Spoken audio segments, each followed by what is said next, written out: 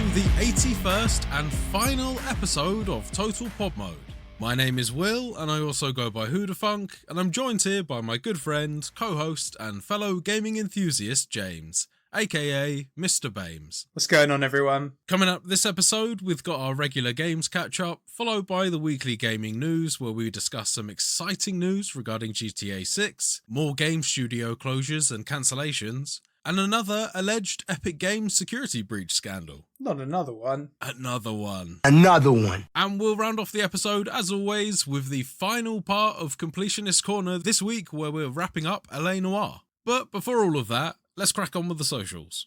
You can, as always, find the podcast on Spotify, Apple Podcasts, and pretty much anywhere else you get your podcasts by searching for Total Pod Mode. We also post regular video content of our playthroughs, stream highlights, as well as the podcast on our YouTube channel, Total Pod Mode. You can also find us on X by searching for @TotalPodMode, all one word. And whilst you're there, you can find me at Mr. Bames, and I'm also on Twitch under twitch.tv/MrBames_TPM. And you can find me at Hoodafunk on X, and I'm also on Twitch under twitch.tv/Hoodafunk. Okay, time for the catch-up. What have you been playing this week? Nice and easy, because I've only played one game this week. Okay. And so I mentioned last week that I'd sort of picked up Neo again. Oh, yes. And I've just been playing that. I've finished it once. Oh, right. Okay, you committed. And I am now going to be grinding out some levels to get some better gear so that I can go do the DLC. Because I never did that on my first time through. And then I will probably be moving on to Neo 2 at some point as well. Okay. And the main difference is that I haven't gone into it this time playing like a Souls game. Sure thing. How do you mean? What I mean by that is that Neo is actually a lot more like Diablo than you think it is. It's very much dependent on loot rather than your level. Okay. You don't need to have, like, as my first character did in Neo 159 in your health stat. You need 20, really. That's about it. And all you really need is the good armor? Well, it depends on your playstyle, whether you have light so that you can just dodge everything, basically. Yeah. You don't need a huge health pool, is my point. You don't need to focus your skill points into that. It's much better to have more rounded stats so that you can use better equipment and unlock all the different like tiers of buffs on your equipment and your guardian spirits and things like that. At this point, are you revisiting levels to grind out better loot then, if it's randomized in that sense? No, I'm going to New Game Plus. Ah, okay. And does that guarantee better loot going into New Game Plus? It kind of works similar to Wo Long in that when you complete the game, you unlock the next tier up of gear. And also similar to Diablo. And also similar to Diablo, yeah. So I think in Wo Long, it's like you start off, you can only go up to 4-star gear, and it's like gold stars. When you complete the game once, you get 5-star divine gear. And then I think there might be a 6th star after that when you go into like New Game Plus 3 or whatever the Neo kind of works the same way. You don't unlock the divine tier of weapons and armor until you beat the game for the first time. Okay, so it's a highly intended feature of the game to go back and New Game Plus these things. Yeah. Exactly. Makes sense, given that the game is level-based. Yeah, exactly, and it is looter. It's a slasher looter. A Souls looter. Yeah, it is a Souls-like, but it's kind of not. Yeah, I get what you mean. It is distinct. Somewhere in the sweet spot of Borderlands, Diablo, that sort of jobby, but with Souls-like mechanics, which is what makes it so engaging to me. And yeah, it's just been really fun trying out new weapons. I've tried sort of all of them, but and I always get this fucking wrong. It's Kusarigama, I think it's called. The sickle and weighted ball on the chain that you can just swing around. Oh, okay. I've had a lot of fun using that. It's really great. And I've used, again, my first time I played this through, I didn't use the magic or the ninjutsu at all because I was playing it like a Souls player, just focusing on my melee, just trying to get my strength and stuff up. Been using the magic and the ninjutsu to great effect, and it's made it a lot easier, if I'm being honest. Magic's kind of broken, but it's been really, really fun. And I'm looking forward to taking it further into the New Game Plus where it's going to be more difficult, so the new strats will really be put to the test. It's going to be quite interesting to see. You talked about the magic there. Is it a similar casting system to the Dark Souls series, or does it vary it up a bit? It's kind of similar to Dark Souls 1 in the sense that it's not mana bar based, it's charge based. Okay, yeah. And you have to equip certain amounts of charges and you're limited by your stats. In terms of how many charges you can carry? Yeah, so for example, I've got 30 magic and that is like the cap for where you get charges of your magic spells. It's called like assigning your Onyo magic. You get the most assignment points basically at 30. I think it's like 34. And each spell has its own corresponding value and you have to sort of make it all tie buy-in to get your loadout. Mm. So like spell A might be 3 points, but then if I want more charges of that individual spell, it's going to be another 3, then another 3. So that's 9 in total of my 34-point allowance or whatever it is. Okay. And ninjutsu works the same way. You have like little limits on that. So you have to get those stats up. And again, with my previous files, I had both of them at 5, which is the lowest they can be. Because I just wasn't using it. And you get things like shurikens, poison shurikens, bombs. That's just in the ninjutsu side. You can poison your weapons, things like that. And then magic, you get all the elements. You can slow enemies down. You can weaken them. You can buff yourself. There's so much of the game I'd missed out on by completely ignoring those facets of it. And it's been really fun to explore that, along with trying out every single weapon a lot more rather than just sticking to the spear for the whole game. It's cool to hear. I definitely follow your track of gaming where I'll get locked into more melee focused. It's definitely the case for me with Elden Ring as well. I've yet to do a proper mage build there. I dabbled with it a tiny bit, but I think that in a more recent playthrough that I'm definitely going to take part in the future, I'll be going for much more mage spells, or at least trying to work them into the melee combat as well. Yeah, I need to do a magic run in Elden Ring at some point. Oftentimes the strength of these games lies in the melee combat, and it can be really easy to get suckered into that, but as you said, you are denying yourself a large portion of the game when you can be calling in sort of spectral dragon magic spells or elemental shit on the side of it. It might be time to kind of look into that skill tree as well. Well, that's an Elden Ring. Like, you don't really get that shit in Neo. Right.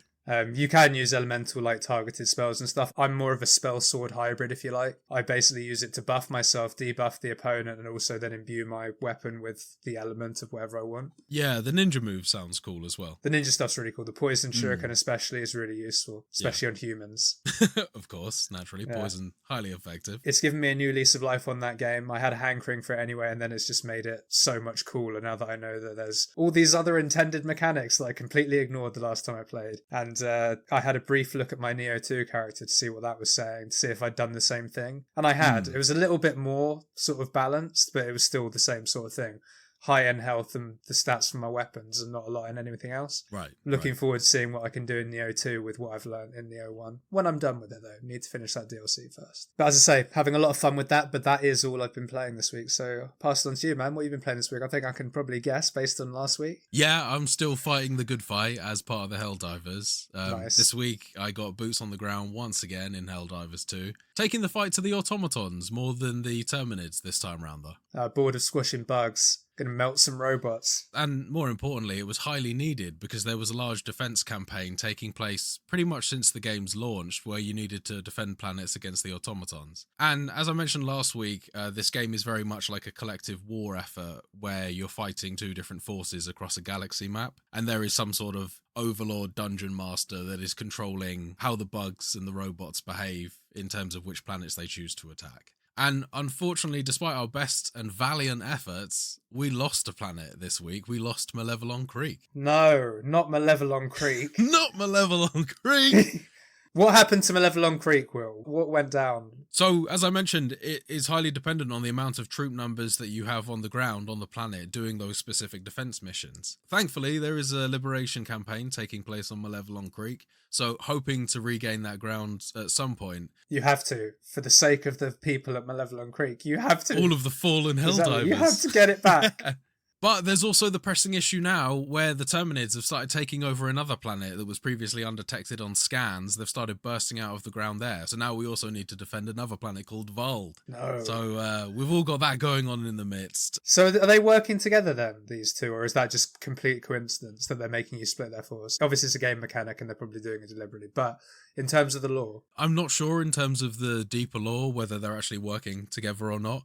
I have a feeling that they're acting as two distinct entities. I can't imagine that their motivations are the same, unless their motivation is purely just to kill the humans. And honestly, who could blame them, given the way that we're behaving? But actually, I've got to watch what I say. That is some dissident talk there that I should probably suppress. So you're going to get court-martialed if you're not careful. Yeah, I know. I need to watch my mouth when I'm performing civilian duties because... Exactly. I'll be hopping online later on for sure, and back to fight the good fight. Yeah. But who are you going to pick? Are you going to go save Malevolent Creek, or are you going to go kill the bugs on Vald? I think at this point, I hope everyone learns the collective lesson that we should be pursuing these defend missions, because honestly, they can enable both of the enemies that are attacking us to maintain strong footholds. The fact that we lost Malevolent Creek, apparently according to the lore of the game, that was a place where they were producing a load of the automatons, so I can imagine that has some pretty serious implications for how things will play out in the future. Yeah, they get their factories back, bigger armors. Yeah. But with the Terminids now attacking a new planet as well, we really can't risk an uprising of another alien race as well. So we are going to need to focus our efforts there. So this is an open call to all Helldivers out there that are currently just stuck on Malevolent Creek. Stop mourning your losses. Now is the time to defend Vald. Join the Helldivers. Get your asses online. Defend. Kill those bugs. Get some! And then when you've killed the bugs, you can regroup and retake Malevolent Creek. Everyone needs to do their part. That's pretty much the bottom line here. Especially you. Yeah, that's like you. But aside from the kind of overworld war that's going on, I suppose I should probably get onto some of the game mechanics that I've experienced that are a little bit new as well. So through my fights with some of the automatons defending the creek, I have discovered the autocannons, which for me I think is the most powerful weapon I've experienced so far. It has to a certain degree on the harder levels made me forego using anything else. Okay. Because it's something that has very, very strong armor penetration, and there are vehicles in this game such as tanks and really large, heavily armored robots. There's also walking vehicles that resemble the AT-STs from Star Wars, and this autocannon cuts through them all eventually. With the AT-STs, it only takes a single shot to their main body to take them out. Nice. And with the other enemies, it takes quite a few shots. But it's a really, really useful thing to have, especially if you're getting overrun. You can focus on taking out some of the bigger guys and allow the lower level players to take out some of the mob enemies in the game. That makes sense. A lot better use of your team, basically. Yeah. Good tactics. And another cool thing that you can do with your team with this autocannon, like the recoilless rocket that I was using last week, the autocannon can also do that cooperative reload function. Nice. So if one of your teammates has the ammo for the autocannon on their back, they can hold your rifle and support it, which massively reduces the amount of recoil that you get from firing it, and enables you to fire it faster as well, which turns the autocannon into something that really fires very autocannon. Quick. It's not quite like full auto or anything like that, but it very much fires something like a DMR, almost as fast as you can fire the trigger, almost. So nice. It's very powerful considering how few shots it takes to take out one of the bigger enemies in the game. Yeah, that is pretty crazy. And how much ammo can you hold in it at any one time? A lot. I think that it takes up something like 2 packs of ammo to fully reload the clip, and I believe you can hold something like 10 or more on your back. So you've got a lot of reloads, and per clip I think you've got roughly 10 shots as well. So this thing has plenty of ammunition compared to some of the rocket launchers that you can pack in the game, and it seems to do slightly less damage per shot, but it does enough damage to certain enemies that it pays off to have it over the recoilless rocket. Yeah, because just that armor penetration with the rate of fire, the amount of ammo you can have, and the damage it does just makes it ideal for all situations. Yeah, it's very, very powerful. Other than that, I also surpassed level 20 in the game, which finally enabled me to unlock all of the different options available to me. Rather than needing to grind out any more levels in the game, I can just pick from the upgrades that I want now as soon as I can afford them. Congratulations. And one of the things that I've really enjoyed using, and I'm finding very overpowered, is the ballistic shield backpack, which just kind of gives you a type of overshield around you that prevents you from getting shot, as well as melee attacks from the bugs. It's very, very powerful, and it does have a charge on it that will eventually get broken, but just the fact that you can sustain a lot of hits initially really does make a lot of difference in terms of your chances of being able to escape from getting completely overrun. Nice. And does it work like the shield in The Witcher, where you sort of do it and then it goes, but then it recharges again, or is it a one and done type thing until the end of the mission? It recharges again. It has a few more charges, so you can take quite a few hits. That's cool though. Is the cooldown reasonable? It is, yeah. It seems very reasonable. You still don't want to get aggressively overrun all the time, but it recharges fast enough that I haven't really been caught without it yet in the game, as long as I'm playing in a similar style to myself. The main takeaway for me is I die a lot less. Yeah. And I take a lot less actual hits to my health. So you've improved your defense and your damage. What else could you possibly have added to your build to make you even more OP? Well, I talked last week about a lot of the explosions and massive 500 kilogram bombs that you're able to drop, hell bombs and all sorts of other things. Taking out trees for no reason, yeah. Yeah, just destroying tree lines just for fun's sake. Better view.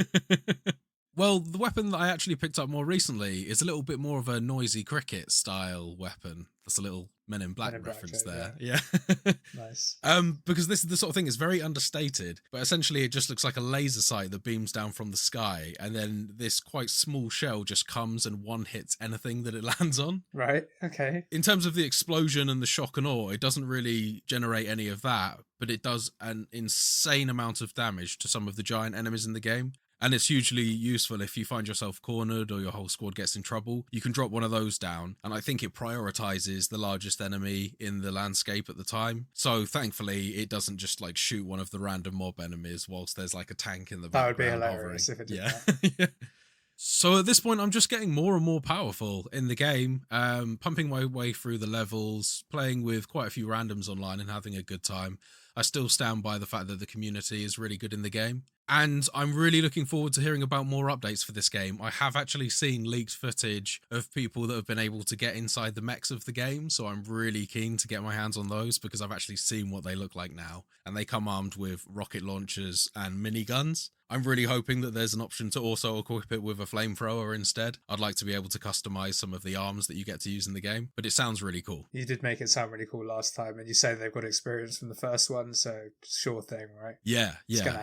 It's only a matter of time now. I've actually seen in-game footage of them filmed, albeit through a mobile phone on a TV screen.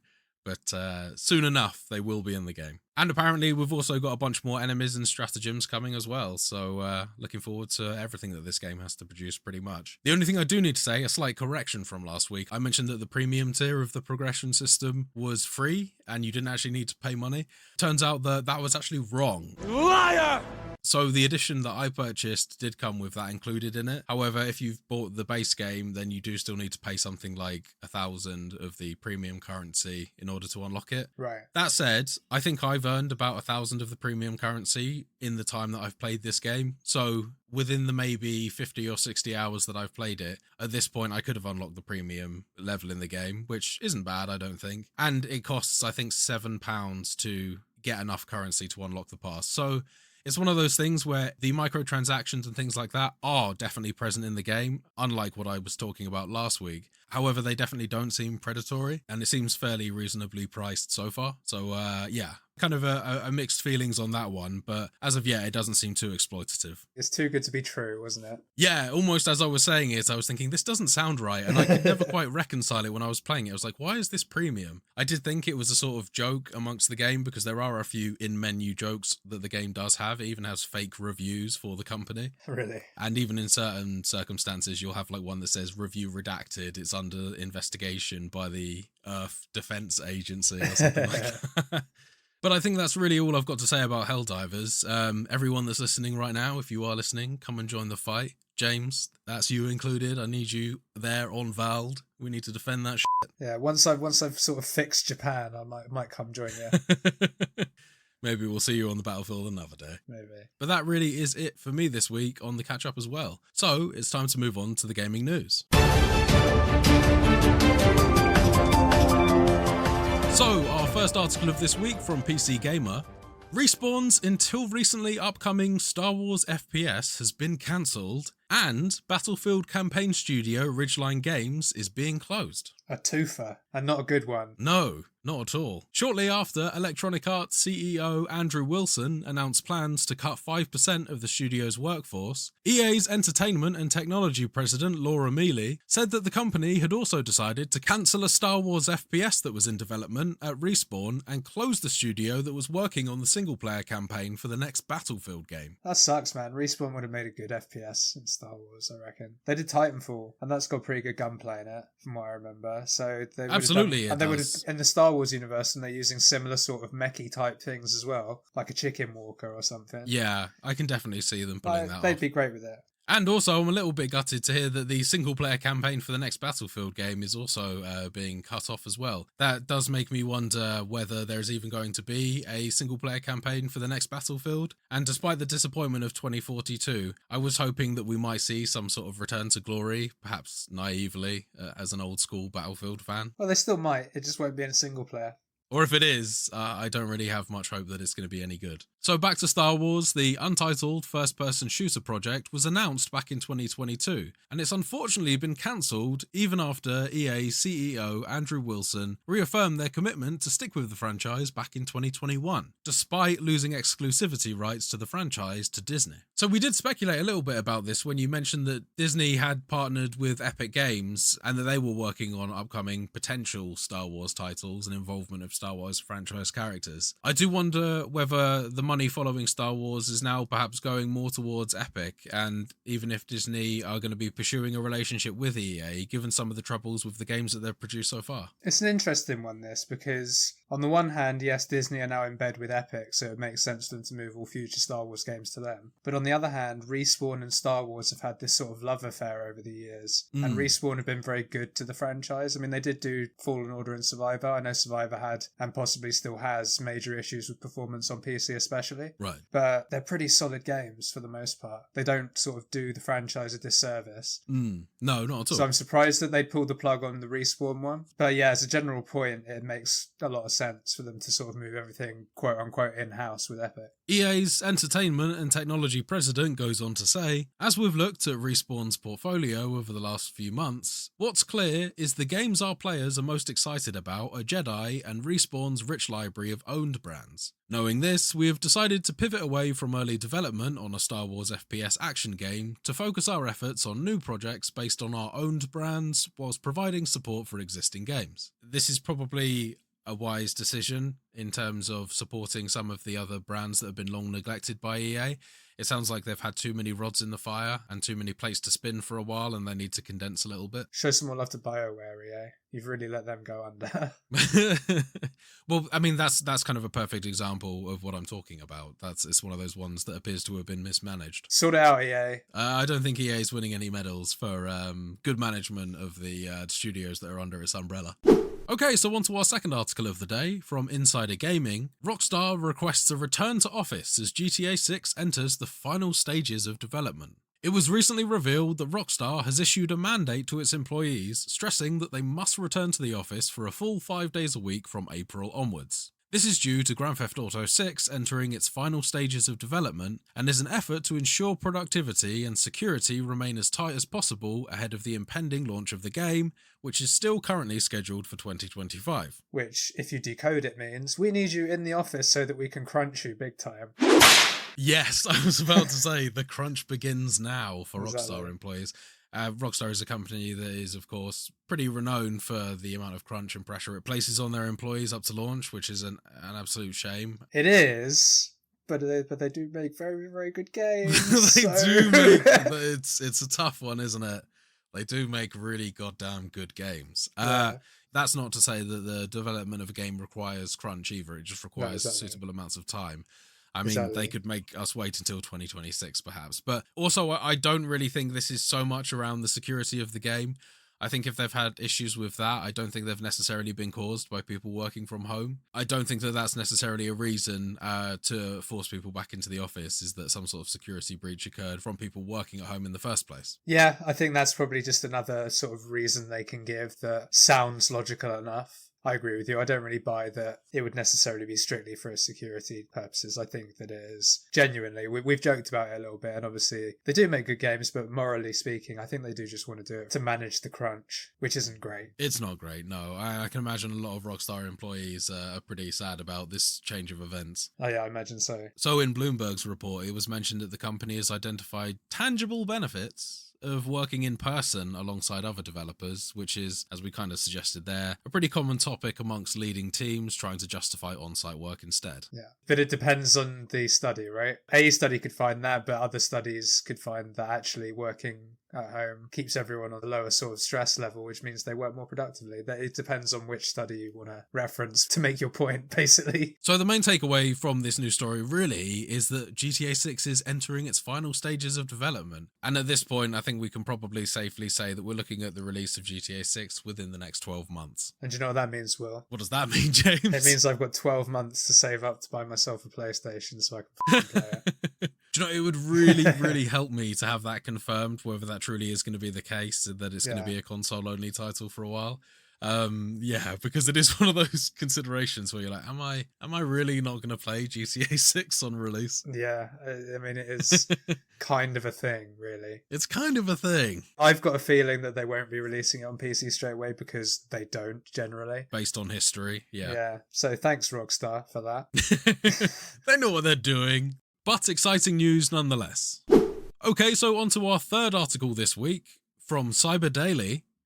Fortnite game developer Epic Games has allegedly been hacked. No! A relative newcomer to the ransomware scene is claiming to have successfully hacked game developer and distributor Epic Games. The Mogilovich gang made the claim overnight, posting the details of the apparent hack on its darknet leak site. We have quietly carried out an attack to Epic Games servers, a Mogilovich spokesperson said. The gang claims to have 189 gigabytes of personal data, including email, passwords, full name, payment information, source code, and many other data. The data is currently listed as up for sale. Mogilovich has not asked for an amount of money in return for the data yet, and the current deadline for Epic Games to pay, or for someone else to purchase the data outright, is the 4th of March. According to Epic, however, they are unaware of any incident taking place. That either means the hacker's really good or their security is really bad. Yeah, yeah.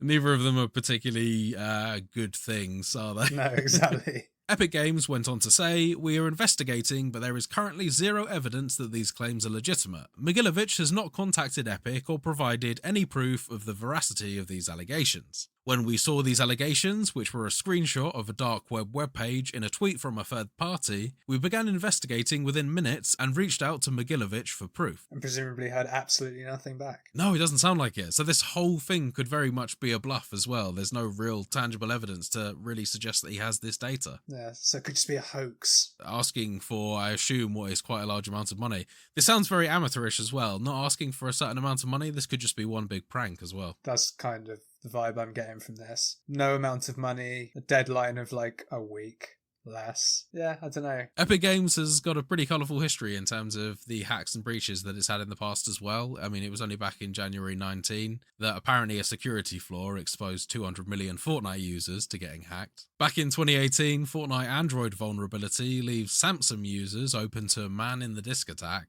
There is a bunch of different leaks and things that have come out. And I'm actually pretty certain that the last time I decided to completely reset all of my passwords and things like that was the last time I heard about some sort of epic hack. Ah, so you're saying it's you?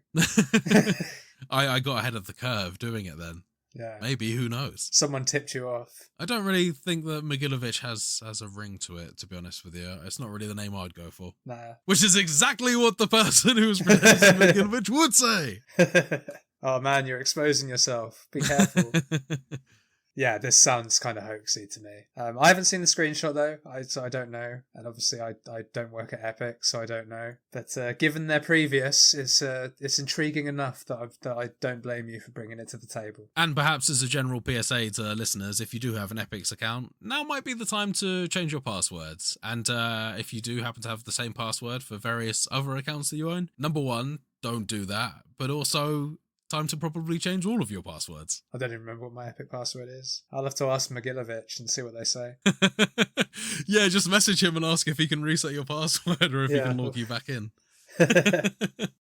But I think that's the news pretty much wrapped up for Epic's games this week. I did actually sneak in a little bonus article. Something would be amiss if we didn't mention that the Pokemon Legends ZA announced, and it goes futuristic over in 2025. Hell yeah. The announcement was made on the 27th of February on the Pokemon Presents stream in celebration of Pokemon Day 2024. Basically Arceus 2, this, isn't it? It is, yeah, that's very much the vibes I'm getting. Although that's very much yet to be confirmed. Based on the trailer, we really didn't see much to actually confirm that, although I would say it's a pretty safe bet. Yeah, it certainly looks like it from what I've seen. Main difference being that instead of being in the Sinnoh region, we're in the Kalos region. Exactly right. Which is very nice. I believe that's where one of the franchise favourite starters comes from, Greninja, but I could be wrong on that because I've not played this one. Generations 4, 5, 6 and 7 kind of passed me by. Misty, yeah, fair enough. The theme, I guess, looked like it was something out of one of the more recent Tron movies. Yeah, so as opposed to Legends Arceus going back in time, right? This one looks like it's going forward in time. Yes, yeah. I was having a good time on Arceus previously, so this might be the first Pokemon title in a while that I've been tempted to pick up. Yeah, I'd also be interested to see if it makes it onto the current hardware, because isn't the Switch 2 rumoured to come out either end of this year or early 2025? So release title maybe? Yes, this could well be a release title. That's definitely a good selling point, isn't it? The new Pokemon title on the brand new console. I mean, it f***ing worked for me. It made me buy it. The bastards. Well, I mean, you're already getting a PlayStation 5, you're signed up to that, so you might as well add a Switch 2 to the list as well. Okay, I'll just get an Xbox as well. I may as well just get all of them, right? So we'll definitely see more news of this down the line, but I definitely thought it was worth mentioning considering I know, James, that you're a big Pokemon fan. Nice to finally have a new Pokemon game to look forward to. Probably does mean we're not going to get one this year at all, though, which is kind of disappointing. But if this one's good, it'll be worth the wait. Okay, so that really is the weekly gaming news wrapped up. It's time to round off the episode with Completionist Corner. Here we go for the Completionist's Corner.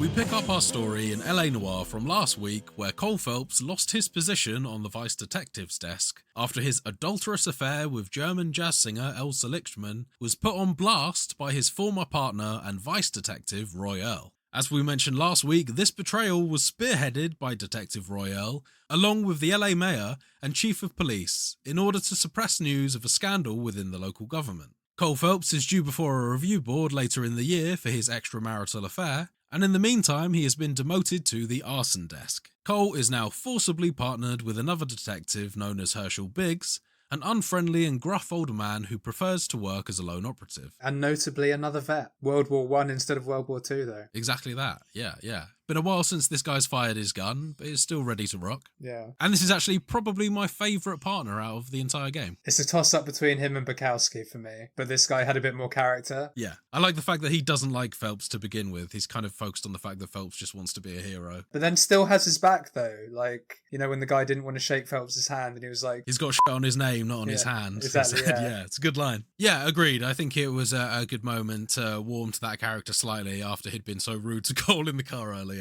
So our first case in arson leads us to 2 reported house fires. The first house we visit, belonging to the Steffens family, is burnt to the ground. However, thankfully, the family were away on a prize-given holiday and weren't at home at the time of the fire. Arriving on scene, we are also told by the responding officer that apparently the whole neighbourhood is planned for demolition in order to build new homes for American soldiers returning from the war. On inspecting the scene, Cole discovers a recently serviced and exploded Instaheat-branded water heater that could have been the cause of the house fire. Cole interviews the man of the household, who had returned the day after the fire, and he hands Cole a copy of the prize ticket that they had won in order to go on holiday to Catalina Island. The award had been won after the man's wife posted a slip from a flyer sent out by a group called the Suburban Redevelopment Fund. Cole learns that the Suburban Redevelopment Fund are the same people who are buying out homeowners in the area so that the houses can be demolished. The man also tells Cole he was one of the only people not to negotiate with the Suburban Redevelopment team, as he was hoping to hold out for more money. Cole arrives at the next home and discovers another house also fully burned down. However, the owners of this property, the Sawyers, weren't as lucky and were found dead in their beds, suffocated in their sleep by carbon monoxide poisoning. In a suspicious coincidence, Cole learns that the Sawyers also had the same Instaheat water heating device installed in their home, which also exploded and was the most probable cause of the fire. On the scene, Phelps discovers a water heater regulator valve on the ground and marks it for evidence. Cole also speaks to a neighbour across the street from the Sawyer family, who explains that the family was supposed to be going away on holiday, but their child was sick and so they had to stay home, leading them to perish in the fire. Cole discovers that the Sawyers had won the same prize as the Steffens family, which obviously raises red flags, considering that both families that had won the prize had their homes torched shortly after.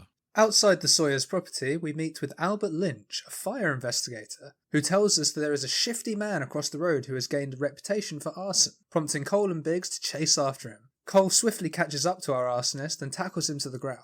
As he's carted off, Cole learns his name, Herbert Chapman, and the criminal hands over a box of matches lined with a cigarette, to be used as a makeshift delayed fire starting tool. Given the priorly established pyromaniac tendencies and the evidence on hand, things aren't looking good for Herbert. A short while later, Cole travels to the promotions agency who sent the holiday prize tickets to the family that had their houses burned down. An interview with an employee of the promotions agency leads Cole to discover that instead of an officiated raffle that's normally held, The Suburban Redevelopment Fund instead phones the promotion agency every couple of weeks to simply announce a winner of the prize. On the phone, Cole asks the police call operator for more information on the Suburban Redevelopment Fund, and they tell him that their records show they are a semi-government agency established to speed up the building of returning American GI homes, part government funded, part private investors. Cole checks out the registered address given to him for the Suburban Redevelopment Fund, which leads him to a housing development led by a company called Elysian.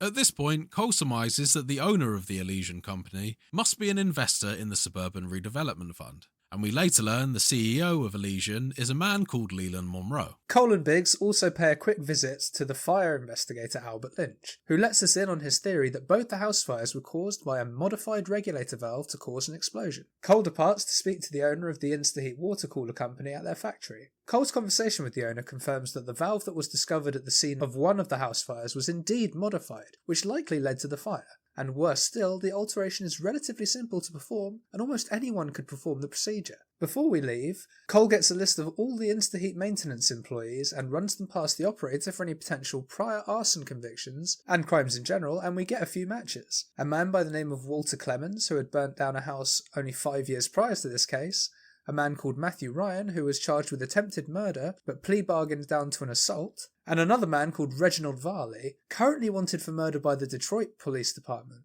Both Ryan and Varley's names appeared on the service list on the exploded water heaters we found back at the Steffens and Sawyers homes. On inspecting the suspect Instaheat employees' lockers, Cole discovers that Matthew Ryan had been sharing anarchist pamphlets with Walter Clements. And to add to the suspicious mix, Reginald Varley had a mosquito coil in his locker, which is a common tool used to create a delay before committing acts of arson. Cole leaves to interview our 3 new suspects. First on the list is Walter Clements, but after he's cornered and interviewed, Cole decides Clements is a dead end owing to his negative opinions of the anarchist movement Matthew Ryan was always bothering him about, as well as learning that Clements' previous arson conviction was more due to the result of a crime of passion involving his cheating wife, rather than any likelihood or cause of him being a serial offender. Next in Cole's notebook is Reginald Varley, who leads us on a foot chase before Cole pops off a warning shot causing him to stop in his tracks. Cole arrests Varley on suspicion of the arson attacks as well as the murder he was already on the hook for.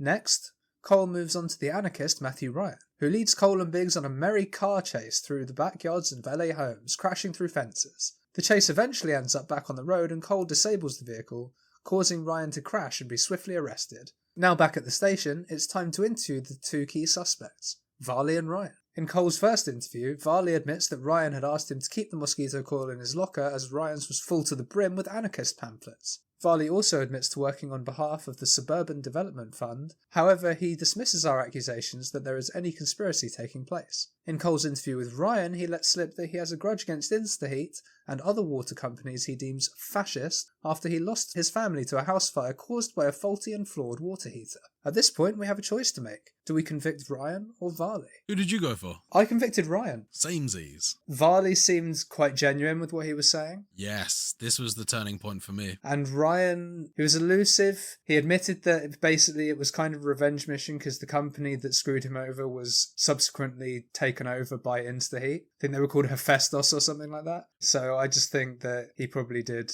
Like, that was my mindset at the time, obviously. Similar to the murder cases, we actually know that it was neither of them. It was definitely one of those decisions where Matthew Ryan was conducting himself in a way that seemed way more evasive and deceptive than Varley ever managed to be. Varley was very calm when explaining everything that he did. He is still on the hook for murder, though. Yeah, but that's someone else's jurisdiction. Cole doesn't need to worry about that. We'll extradite him later. So anyway, after making our choice of whoever to charge, Cole and Biggs are quickly moved on to their next case. But before that, we head in for another flashback, back to Cole's time as a Marine officer fighting in Japan in World War II. He comes across his ex-officer training rival, Jack Kelso, who is now a sergeant. Kelso reprimands Cole for the fact that the platoon under Cole's command is lagging behind the rest of the soldiers. And we also see that some of the other soldiers surrounding Kelso appear to be harbouring suspicions that Cole is staying put with his platoon to avoid the fighting, which is causing discontent and accusations of cowardice amongst the troops. Kelso dismisses these accusations, but we can see that he does look troubled. Our next case takes us to another house fire involving a family of 4 known as the Morellis. Fire investigator Albert Lynch tells us that the 4 charred bodies Cole finds in the living room appear to have been moved after the explosion, but before the ensuing fire. The fire damage to the bodies appears to have been post-mortem. This discovery leads Phelps to form a theory that they had charged the wrong man for the previous fires, and the real serial arsonist is still at large. Cole suspects that the arsonist put the family back together as an act of redemption following the explosion after discovering that the house had people inside. Cole suspects that the previous fire that led to the deaths of the Stephens family was unintentional on the part of the arsonist. This case also bears a couple of strong resemblances to our previous house fire scenes. As this family were winners of the same Elysian/Suburban Redevelopment Fund prize holiday as the other two families, and like the Sawyers, the Morellis also cancelled their vacation at the last minute. In a series of unignorable coincidences, the Morellis' fire also seems to have started following a water heater explosion. The trail on this case leads Cole to start investigating Leland Monroe, CEO of Elysian Housing Developers. After his partner Biggs discovers a vital clue, an Elysian flyer offering to buy up homes in the area that was folded into an origami swan and left near the scene of the crime, perhaps left as a clue by our arsonist. A neighbour also confirms that the flyers were circulated to everyone in the area and even provides us with his own copy where we can see the prize of a holiday away being offered, the very same prize offered to the Sawyers and the Stephens. The flyer is headed by a picture of Leland Monroe beaming from ear to ear. However, Cole is warned off of interviewing Monroe by the captain of the arson squad, as he is actually a pretty powerful figure in the city, as well as being personal friend of the mayor and chief of police. Our next stop is to check out the location of another house fire, which again points us to Elysian, as Cole discovers that the newly built house that was burned down appears to have been made of shoddy quality cement materials.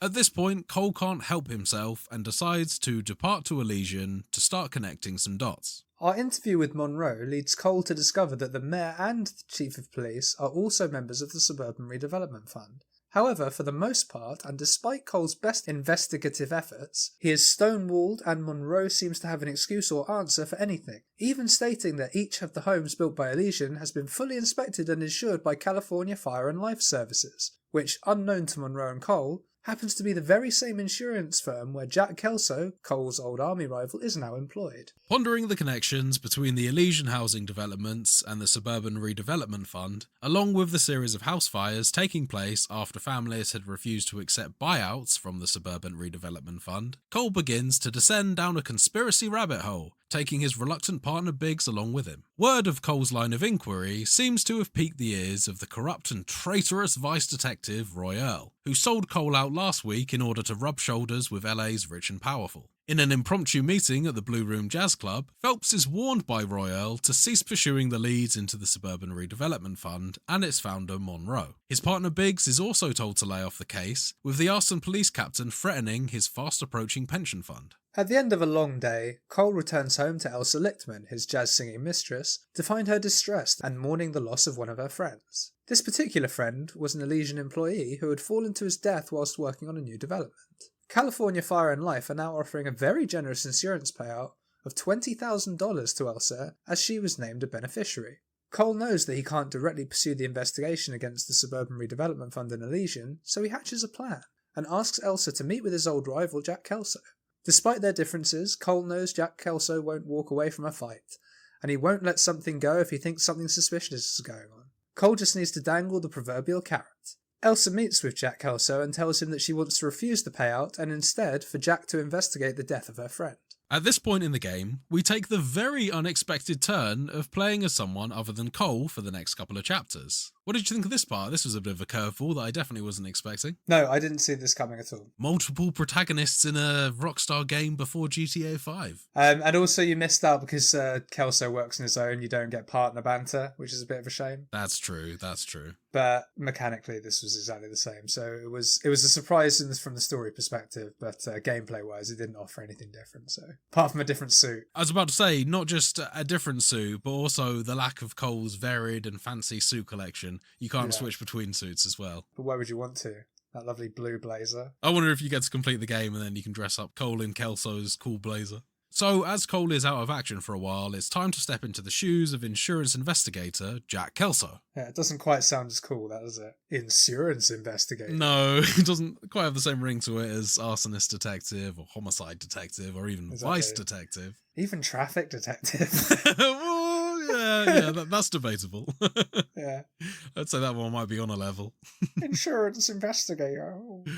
So, like Cole, Kelso also favours a little notebook that he uses to investigate areas of interest, as well as monitor and interview anyone that he might need to. And, as James mentioned earlier, investigations typically pan out in a very similar fashion as to when we're playing Cole. Throughout Kelso's investigations, he discovers that the Elysian developments are using unsuitable and inferior building materials, most of which are essentially prop building materials for use in Hollywood movies. This discovery is followed by a scene where Kelso runs away from a pursuing digger truck driven by an angry Elysian site employee. Yeah, this was actually super annoying. Did you lose to this one a couple times? Yeah, a bunch, yeah. Yeah, I died at least 5 or 6 times just trying to get away and turn around and shoot.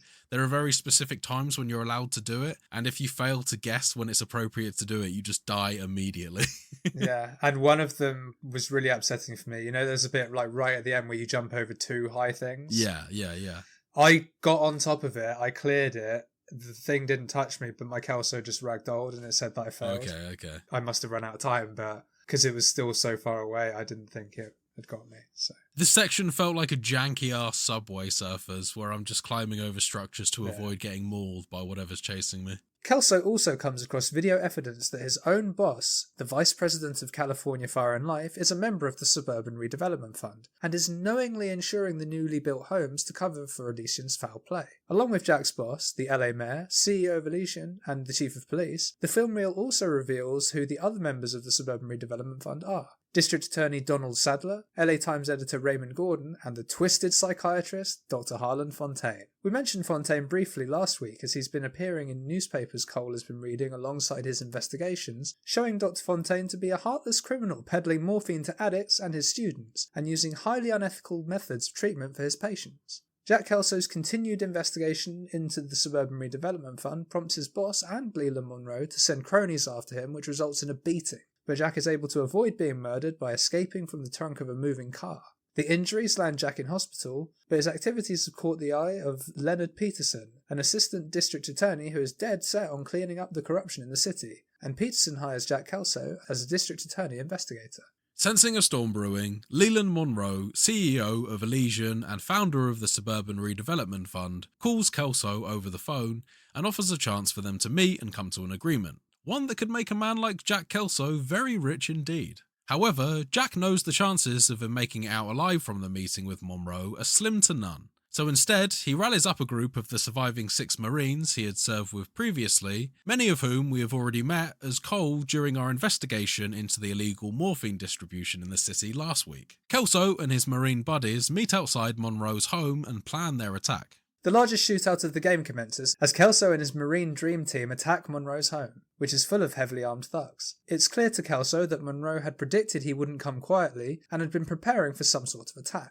After killing off countless cronies, Kelso finally confronts Monroe, shooting him in the leg. In his injured and vulnerable state, Monroe spills the beans, and Kelso is told the Suburban Redevelopment Fund used one of Fontaine's patients to burn down the homes of people who wouldn't agree to sell their property to the fund.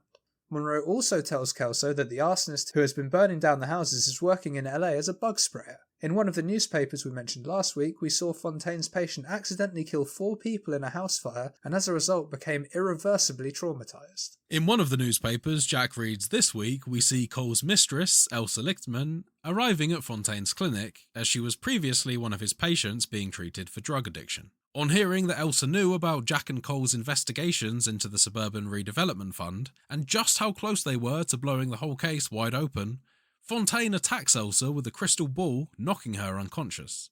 Shortly after, Fontaine's housefire traumatized patient breaks in to confront and murder Fontaine, kidnapping Elsa in the process under the delusion that he was taking her to safety. Now back playing as Cole Phelps, we investigate Fontaine's clinic and discover the Suburban Redevelopment Fund was a front to defraud the US federal government. Leland Monroe would acquire land through Elysian with money invested by the Suburban Redevelopment Fund to build cheap and unfit-for-purpose houses to artificially increase the land value and make an absolute killing. All of this with the knowledge that the US government would later intend to purchase the empty plots from the burned down houses at a massively inflated price through eminent domain, an act of the government to purchase private property for public use. They were building a highway in this instance. Cole also makes the discovery that Courtney Sheldon, once a Marine medic who had been working as Fontaine's protege, after his dangerous run-in with the Cohen gangsters we covered last week, had offloaded his stolen morphine onto Fontaine, with the understanding that Fontaine would legally provide the morphine to medical facilities, with the profits being reinvested into the Suburban Redevelopment Fund. In a confrontation, Courtney Sheldon was killed by Fontaine after Jack Kelso let Sheldon in on the real nefarious plans involving Fontaine and the Suburban Redevelopment Fund.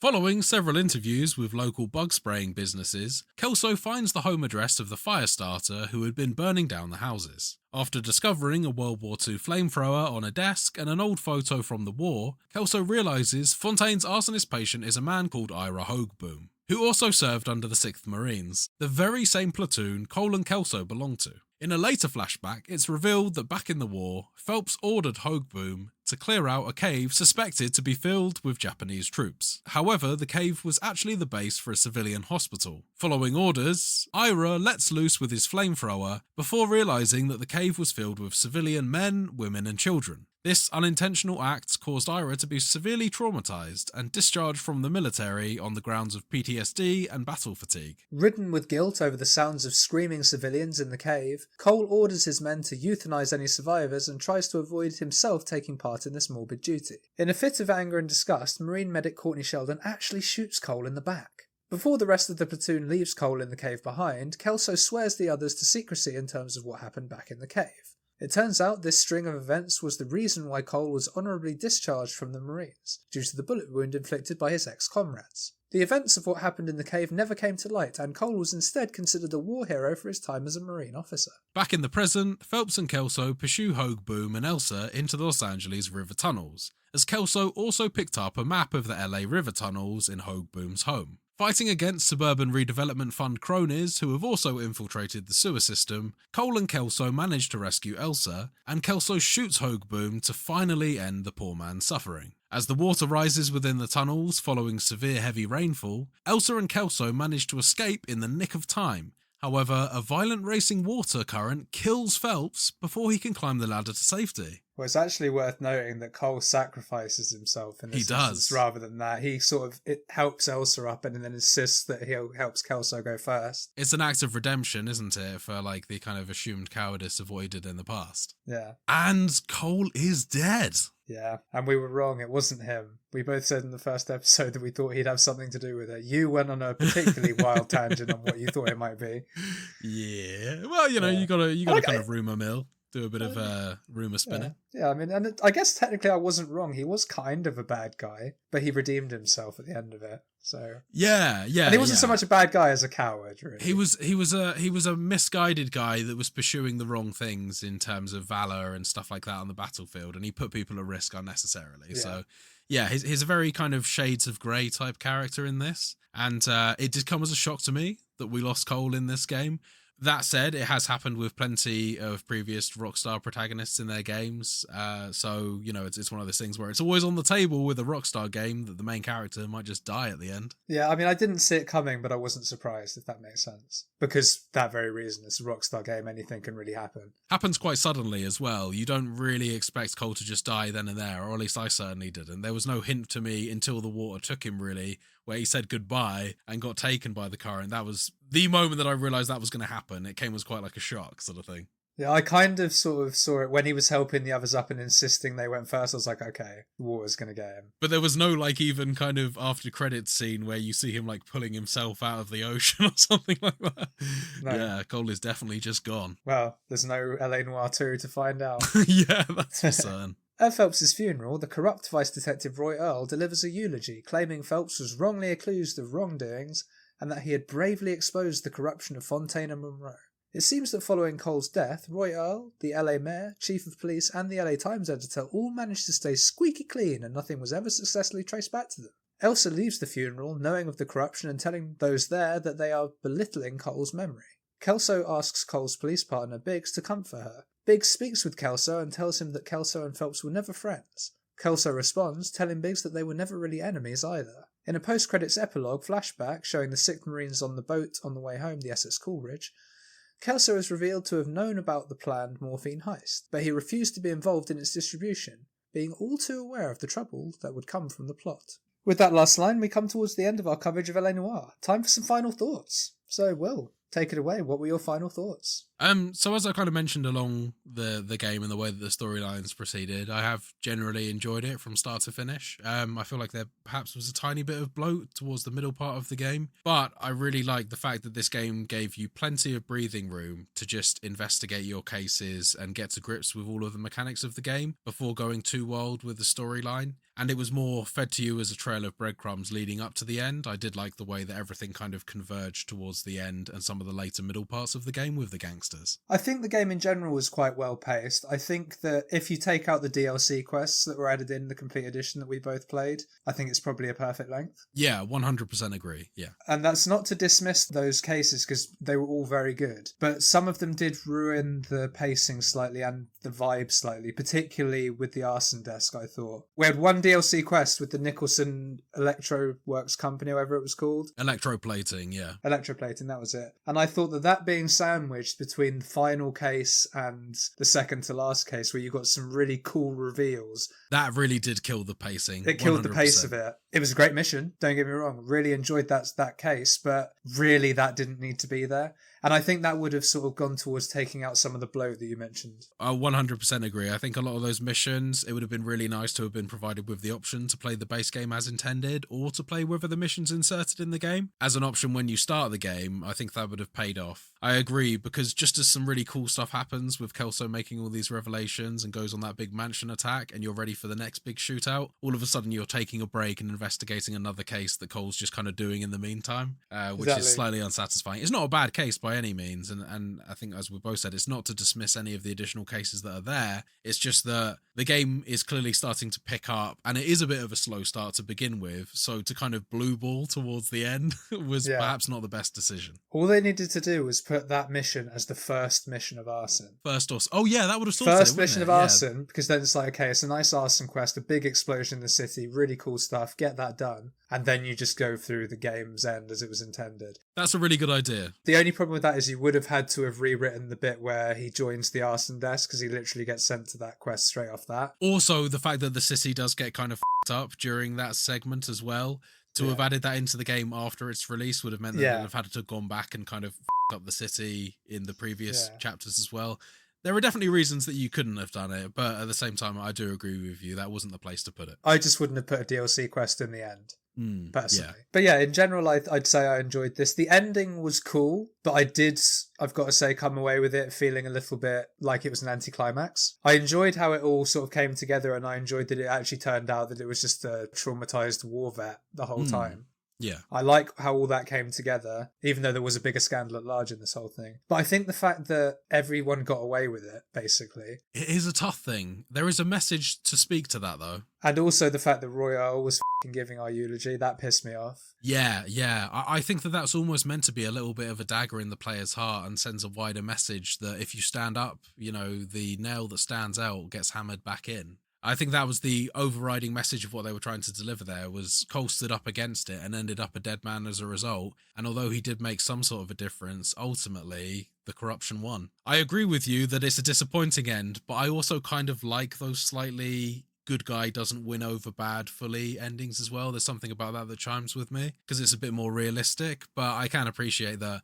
I would have loved to have put a bullet in Royale. There's one section in the game that we didn't actually cover during this, which is at the point where Phelps discovers the dead body of Courtney Sheldon after he's murdered by Fontaine, and Royale starts talking about Courtney being like a junkie and stuff like that. Cole actually pulls a gun on Royale and says, say another word and I'll put a bullet in your brain. And I was so hyped. I was so ready for Roy to just catch a bullet, and then it never happens. So it's a disappointing thing in the game. I thought that scene would have been really cool to see Roy get shot, but it wasn't to be. It wasn't to be, no. And I'd agree with your synopsis of how it all plays out a bit more if it wasn't for the fact that the bad guys didn't kill Cole. Natural causes killed Cole. It wasn't like the bad guys got one over on him. He caught them. The real kicker was that actually they gave the army guy mercy instead of taking him in front of the jury. That was the real sort of kicker, and I respect that because that was sort of showing that whole army togetherness and realizing that the guy was just clearly completely traumatized and wasn't himself. He was very mentally ill at this point. But yeah, it did kind of leave me feeling a little bit disappointed at the end. But overall, I did enjoy the gameplay for what it was. I did think, as I say, DLC quests maybe made it a little bit too long. But I was only playing, I think, 24 and a half hours, and I did maybe half of the side content as well, like the random events and but yeah, I like detective stuff. This was cool. Although I was hoping that maybe the stuff that happens at the start of the game had more of an impact on the end of the game when I first started playing. But the whole way it was told and the sort of crescendo at the end, the sort of injected DLC mission aside, was really well paced. Some of the bad characters at least got their comeuppance. I think Layla Monroe, he might survive, but he's certainly maimed from his leg injury. Yeah, at least someone put a bullet in him. Exactly. So, unlike Earl. All in all, a fun time. Yeah, overall a really fun experience. I had a great time. Would definitely play again to perhaps see how cases can play out differently if you're completely incompetent. I do like the idea that we spoke about off pod of like doing a run where you just believe everything. Just like everything is truth and you're just like, yep, cool, sick, nice. Just to see what happens. So I think that's pretty much wrapped up for LA Noire, which means that it's actually time to close off the episode, and this being our final episode, we just wanted to give a message out to the listeners and say that we truly have appreciated all the love and support that we've received during the start of this podcast. I think it's pretty goddamn amazing that we managed to make it 81 episodes, really. It feels like it's been a lot of commitment and energy we put into this thing. And I'm really pleased to walk away from this with a little bit of sadness in my heart, but also to be really proud of the project that we've put together so far. Yeah, it's been really cool, man. It's been fun to interact with all the listeners. It's been fun to play with some of the listeners back in the Monster Hunter. That was really good fun. And it's been fun just to chat online with you and hopefully entertain people along the way. So although this is tainted with a little bit of sadness that we are closing off Total Pod Mode, in terms of the future, I'm really looking forward to posting more streams, perhaps even getting a stream schedule together and building some sort of normality or regularity around putting some of those on for you. And I'm also looking forward to producing some video content in the future as well. So very much watch this space. Yeah, so if you're not already, go subscribe to twitch.tv/Whodafunk. Then you'll be the first to know when it's all up and running. Absolutely. I'm really looking forward to getting stuck into some new content. I think some of the first stuff that I'll produce is probably something to do with Elden Ring. It's very much time for me to get ready for the DLC for that. We've also got Dragon's Dogma 2 on the horizon at a certain point as well, which is probably going to scupper my plans to push through Elden Ring. But that is another game that I'm really looking forward to producing some content around as well. So if you're looking forward to the release of that, you know who to drop a follow on X or any of the other social media platforms that I happen to be on at the time. And I agree with you, man. It's been an absolute pleasure to produce this show with you, and I would really like to get you involved with some of the content producing in the future as well. I'd like to have a guest space always pre-warmed and open for you on any of the video content, and perhaps do some streams together in the future. Who knows? I may pop up at some point. Never say never. It has been a pleasure working with you two, man. So yeah, I'm sure we'll work on something again in the future, no doubt. And of course, our friendship still remains the same after the recording of these podcasts, so we'll still be catching up with each other every week or so, I'm sure. And looking forward to playing more games with you in the future. One thing that we never managed to wrap up, which I'm looking forward to hearing about, is your completion of Baldur's Gate 3 at some point. That's kind of been scuppered by me trying to save Japan, but yeah, I do need to go do that. Yeah, I did get that feeling. I've got a week off coming up. I'll get it done in that. Fair enough. That'll be the time. We'll talk about it. Don't worry. I'll let you in on all the spoilers that I wouldn't tell the listeners. That's the real reason why we're actually closing off the show, is I'm just tired of James delaying due to spoilers for Baldur's Gate 3. I just want to hear the ending. But I really wanted to round us off the episode, just again with another thanks to all of our listeners and anyone who's given us support over the year and a half or so that we've been producing this thing. It's been a really fun time, and I guess watch this space is the message that I'd like to end with. We appreciate you, and you'll see certainly Will on stream. You might see me around as well. Thanks, guys. We'll see you on the flip. Take care, everyone. Goodbye.